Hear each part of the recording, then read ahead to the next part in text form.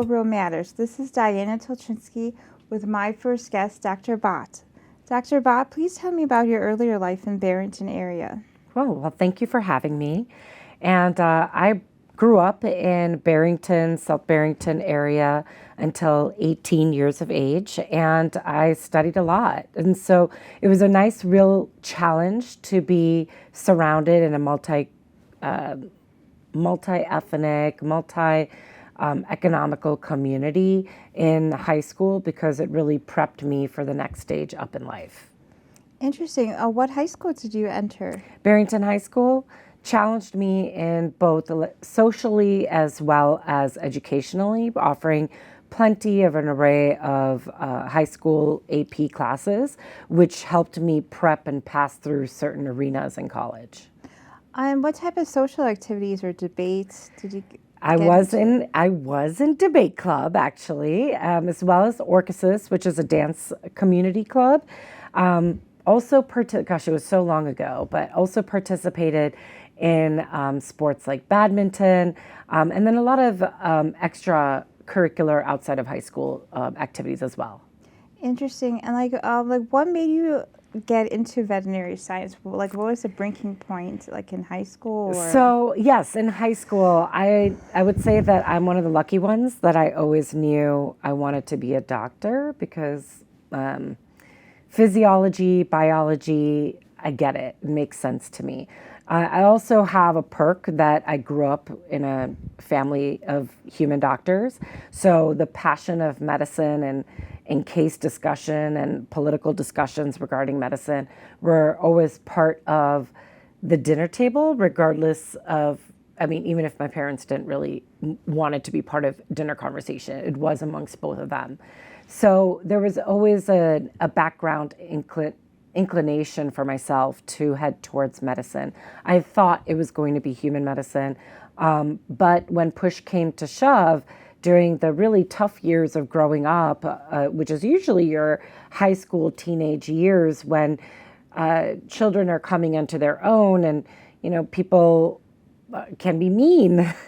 During those times, many kids choose to figure out how to deal with those situations. And for me, luckily, my parents had gifted and brought to our family, for my brother and myself, a dog. And she ended up being so much more fruitful than I'd ever imagined in just being there for companionship.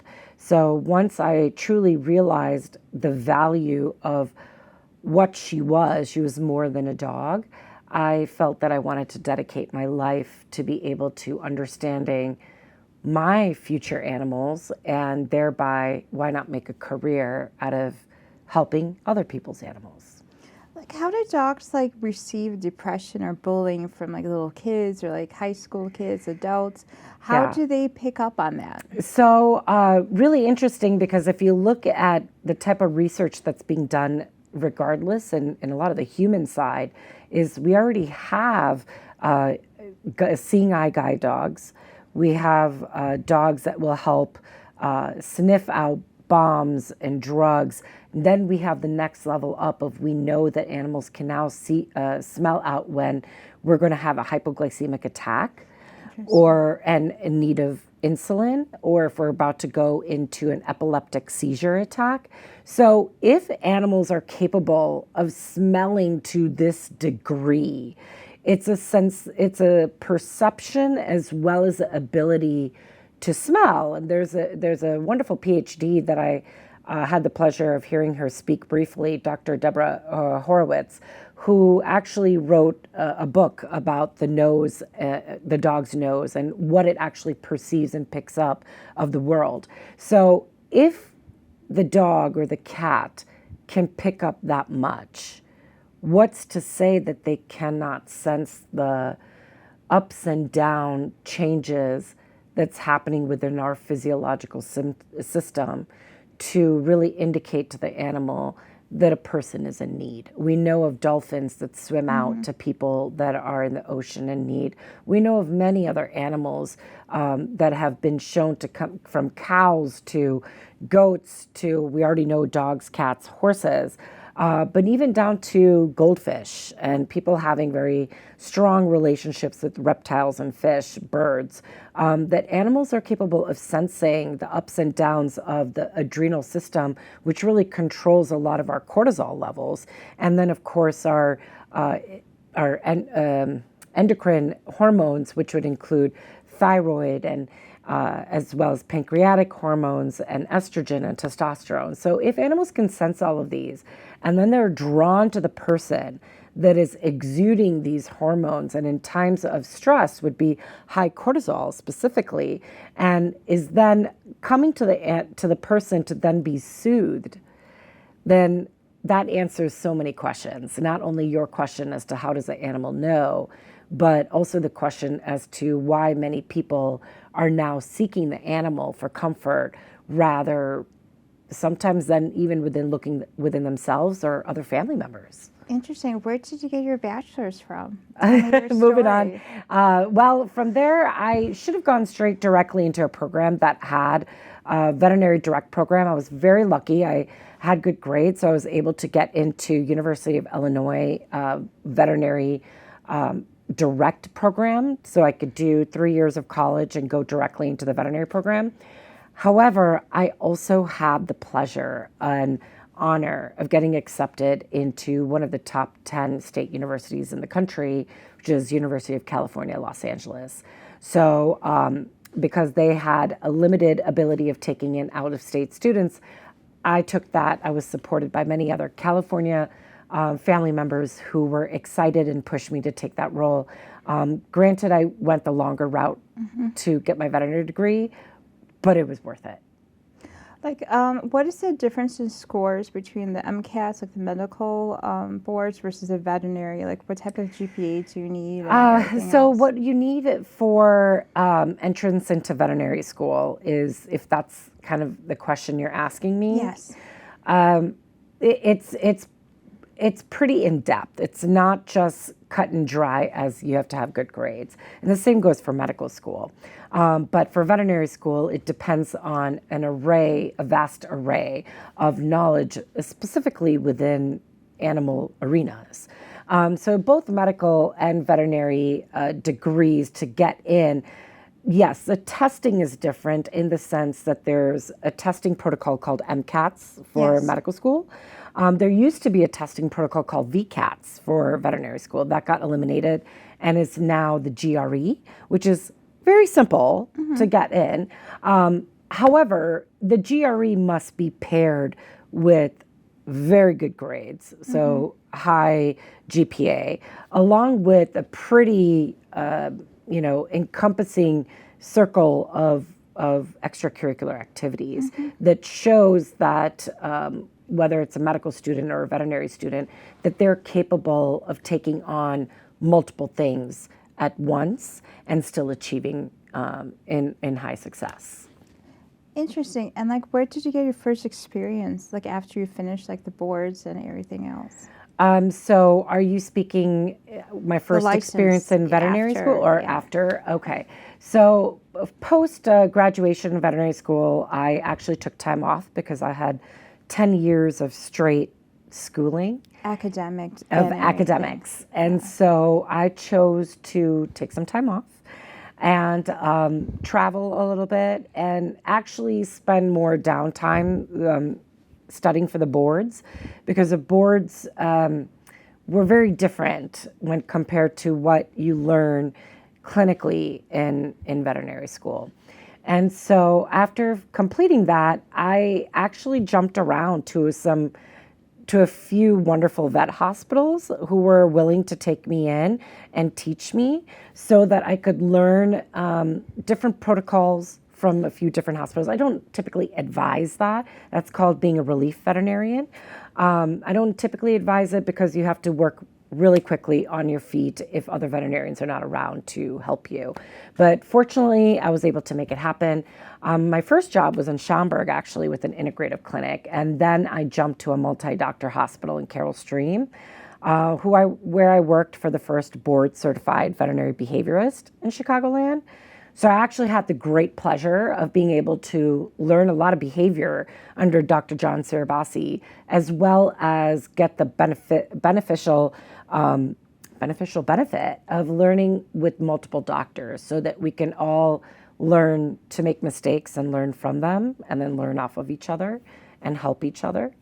And after that, I decided I needed more in my medical toolbox. So I decided to go seek out more from Dr. Shea at the Chi Institute in Florida and become Chinese medicine certified, acupuncture certified. I then went on to become and learn more advanced acupuncture skills, became food therapy certified, chiropractic certified. And with all of that, I have created my own niche in integrative medicine, along with having some energy work as well that I've learned. Interesting. So when you're talking like back, tell me did you do anything with neurological like patients like Yes. cats with like Parkinson's? Yes. Or neuroplasty or something like that? Yes. So there's a vast array of various neurological conditions, as we know, in just the human field. We don't always have the pleasure of being able to identify everything in the veterinary field due to limitations in costs or accessibility, what they may be. But I did take a very special interest in neurology when I was in vet school. I also took a very special interest in behavior. And then even before vet school, I had a very intense special interest in both neurology and behavior in the form of psychology. There was a new major that had come out back in 1998, around that time when I entered university, and that was psychobiology. So really the biological conditionings in the brain that leads to certain psychological manifestations. And so with that being said, once I started integrating more into Chinese medicine and really learning the value of acupuncture and combining it with neurology, I would say that I was honored to have some neurologists in the Chicagoland area value what I could add to their patient care and started to refer to me on their own, thereby helping me build a base for Aria Animal Acupuncture to even grow. Like, can you tell me the difference between like Parkinson's and epilepsy? Like, are they treatable in cats and They're dogs? very much manageable. So we don't have, as far as I know, a condition called Parkinson's in animals, but there are various conditions in the brain that have been identified that lead to uncontrolled tremors. Tremors. Very similar to Parkinson's. And yes, it can be managed. Many people don't always have the ability to financially afford anesthesia with an MRI.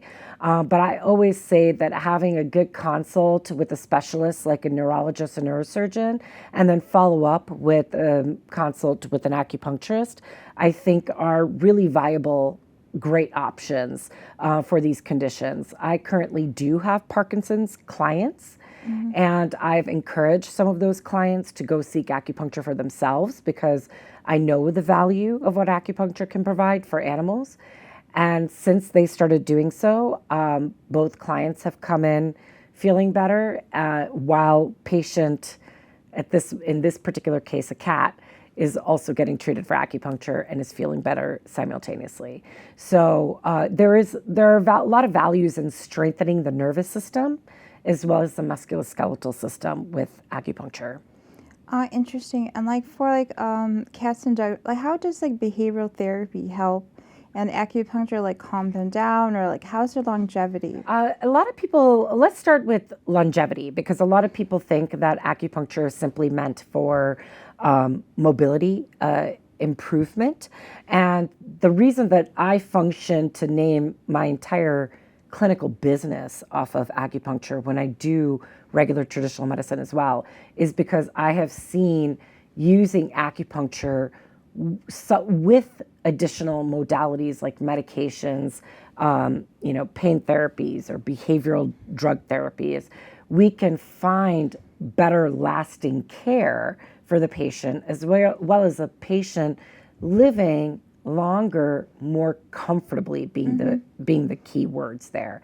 And there is a lot of affiliation and closeness between behavior, neurology, and internal medicine conditions all going together in animals. And so often it is hard to distinguish one without the other. And that's where I feel like there may be limitations in both human and veterinary medicine, because when you have neurology, they're working on neurology, and then you have psychology or behavior, and they're working on just psychology and behavior. Then you have internal medicine and so on and so forth. But there's not a good melding of everything. And that's where my practice of integrative medicine comes into play, is to really meld all of those things together. So in answer to your question, anxiety and neurological conditions and internal medicine conditions and behavior go very much hand in hand. When animals are in pain or they're stressed, and their stress may come from pain or from a silent internal medicine condition going on, or from stress within the home, maybe the kids are not doing well, and the animal is taking that on, or maybe the couple is not doing well and the animal is taking that on. So whatever that may be, just as a child absorbs things from adults, so does an animal. And so quite often I find myself simultaneously managing liver disease, cardiac disease, mobility issues, and as well as daily anxiety. And it's quite of a challenge of a balance to get that array of balance to happen in an animal as well as a household, using a combination of not just medication, but medication, acupuncture, maybe some energy healing, maybe some essential oils or crystal therapy, which many traditionalists are not very open to. But here's my question, is that how do essential oils and crystals or CBD hurt, right? They don't hurt. They may not always help from a traditionalist point of view, but I'm going to say otherwise, because I've had clients tell me otherwise. It's not my primary mode of therapy. My primary mode of diagnostics is always taking a good physical exam, listening to a client's perception of their pet, and my own observations of what's happening, and then using my diagnostics when I can. But acupuncture in my line of work is used as a diagnostic tool as well. And luckily, there's a lot of science and literature that backs the usage of acupuncture and the value of it. Like, basically, do you go through the points of a traditional, like, medicine, Chinese medicine? Or, like, I do, yes. Do you look for, like, different, like, points and then, like, different modalities based on, like, the therapy? So that's a great question, because I actually look for different modalities of treatments to use based on the patient and the client. Majority of the time, animals are open to many things. They're also not primarily aggressive. However, if they're attached to people that are anxious or have their walls up, those animals are there to guard those people, just like a parent is there to guard a child. And so it is the job of the client also to kind of let go, to allow treatment to happen. But if the client is braced in anticipation of something to happen, then the patient will also respond the same way. And so circling back to, I'm sorry, specifically answering your question, can you repeat it? How do you, like, know the points So in the to body? to know which points, and for me personally, because every acupuncturist and veterinarian is different, is I specifically tune in. That's really hard to explain but I think a lot of mothers and truly pet parents will understand this, is that there is a tune in that you do with their child, or some doctors, or I should say healers, more healers can understand this. There's a tune in that you do with the patient or the receiver in order to kind of pick up what's going wrong. Just like a doctor will go through as I do too, your physical exam. So looking at lymph nodes, listening to heart, looking at mucous membranes, feeling the abdomen, feeling the joints. These are, of course, more advanced doctor things that happen in your general practice for a veterinarian than a human doctor, but the full body is looked at in a physical exam. And similarly, that's looked at in a Chinese medicine perspective, where we look at the tongue, where we observe things, where I look at acupuncture points and feel the pulses, as well as ask the client. Because again, we have to remember that the client, the pet parent, is around that animal 24/7. Interesting. So you do both, like the parent and then the dog. Because I see that animal maybe 1 hour a month, sometimes 3 months, maybe a week. But at the end of the day, the pet parent has the most information about that animal. Interesting. And then, what type of surgeries do you perform? Oh, that's pretty vast. I love doing oral surgeries. I'm also big on doing a lot of mass removals, some abdominal procedures, castration, spays, your general things. I do also have a relationship with a great boarded surgeon who will come in and do more advanced surgeries in my clinic, or our clinic, I should call it, with my team, and where we will do the pre and post operative care. And basically, when did you start doing this in the Glenview area? Were you a mobile vet doctor before? Yeah, well, thank you. So I've been a practitioner, a veterinarian, for about 13, 14 years now. And I left when my last veterinary hospital, the owners retired. The other associate took over the hospital, and I went off on my own to explore this newfound acupuncture, Chinese medicine, integrative process, energetic process that I was building. And I started that in 2015 with Aria Animal Acupuncture. And I was blessed to have doctors and neurologists to refer to me, and then clients who referred out, so I never needed to market. That built my business for about 7 years. And then I have some pretty awesome, amazing women that work for me, who one of them specifically came to me, Veronica, and after specializing and completing her course in veterinary practice management and canine massage therapy and becoming a certified veterinary technician, she approached me and asked to open up the clinic and make it bigger, because she felt that together we could spread a message. And I believed that, and that's what we're doing. And I'm super happy and thrilled to have 4 amazing individuals, Veronica, Ashley, Holly, and Tori, to create the team that I have so that we can help animals.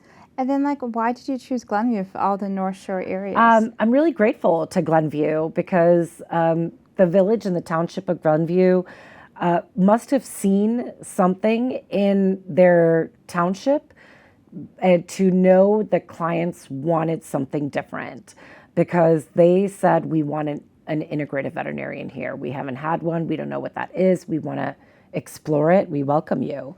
And so that started it. And then we got lucky to find just the right space. We are looking to expand. So we're hoping to expand and find a space in Glenview.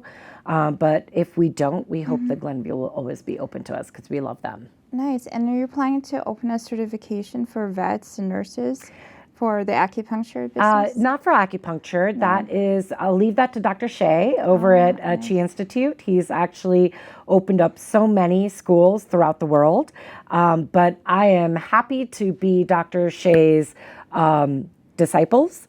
And yes, I'd love to explore this with him, with the Chi Institute, and potentially open doing some continuing education for some veterinarians in the Chicagoland area, as well as I'm already hosting students, veterinary students, as well as already established veterinarians from Chi Institute to come and do their internship hours at my hospital. So the hope is that we're going to be building something bigger. So just look out for that. Dr. Bhatt, tell me the importance of neutering and spaying. like cats and dogs? Like how So relevant is it really, today? really great question because it's a constant debated topic and it's different around the world. We do see a higher rate of preferred neutering and spaying in Western communities. So more so in probably England, Canada, and States. And the importance of it is 100% more so population control. Specifically with cats, people like to keep their cats outdoors. So we want to make sure that they're not going off and breeding some more. And specifically for also having indoor cats, then with the non-neutered males, they tend to spray, mark, and create a lot more aggression issues than we need majority of the time. With the female, they tend to develop a high rate of pyometras that in fact many shelter veterinarians will discuss more so than your general practice veterinarians. So pyometras are infected uteruses or infected uterus and can become a life-threatening issue. And so we see it more so as life-threatening in dogs because they're rushed into emergency with the veterinarian saying to the client that we need to take that uterus, do an emergency spay right now, or your pet could potentially die. And so that's one of your other second big factors in wanting to spay and neuter. Population control, avoidance of pyometra. And then when we look at the males, we definitely see an improved growth hormone release when waiting on spay and neuter rather than doing it at 6 months of age this day and age, but it's best for you to discuss with your own veterinarian. However, I am seeing a lot more of testicular and prostatic cancer in the male unneutered dog. And we are seeing more people who choose, if they don't neuter, entrapped testicular patients or cryptorchid animals. Those animals can tend to have more issues internally and also externally in terms of pain, lumbar spine, hip issues, things like that. So a lot of good reasons for not only population control, avoidance of infected uterus, but also to avoid cancers later on in life or pain. So those are the three main reasons.